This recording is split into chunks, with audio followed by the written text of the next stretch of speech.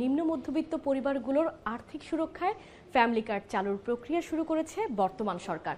মূল্যস্ফীতির চাপ থেকে সাধারণ মানুষকে স্বস্তি দিতে এবং নারীর ক্ষমতা নিশ্চিত করতেই নেওয়া হয়েছে এই বিশেষ উদ্যোগ।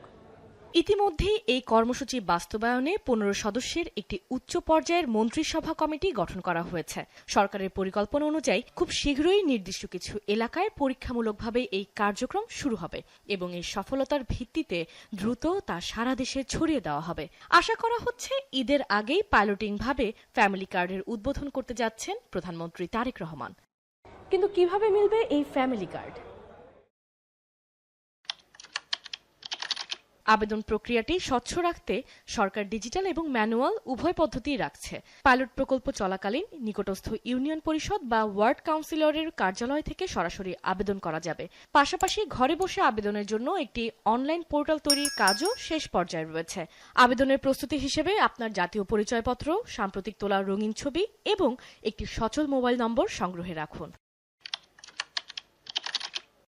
পাইলট প্রকল্প শুরু হলে আপনার নিকটস্থ ইউনিয়ন পরিষদ, পৌরসভা বা ওয়ার্ড কাউন্সিলরের কার্যালয় থেকে আবেদন ফর্ম সংগ্রহ ও জমা দেওয়া যাবে। ঘরে বসে আবেদনের সুবিধার জন্য একটি অনলাইন পোর্টাল তৈরির কাজ চলছে। পোর্টালটি চালু হলে ইন্টারনেটের মাধ্যমে সহজেই আবেদন করা যাবে।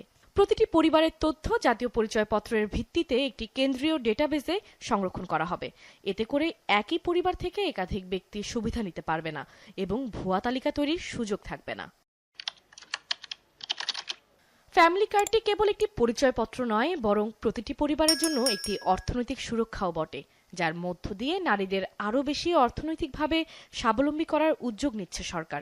কার্ডধারীরা নিয়মিত বিরতিতে সরাসরি নগদ অর্থ সহায়তা পাবেন, যা কোনো মধ্যস্বত্বভোগী বা দালালের ঝামেলা ছাড়াই সরাসরি পরিবারের নারী সদস্য বা গৃহকর্ত্রীর হাতে পৌঁছে যাবে। এছাড়া ভবিষ্যতে নগদ টাকার পাশাপাশি নিত্য প্রয়োজনীয় পণ্য সরবরাহের পরিকল্পনাও আছে সরকারের।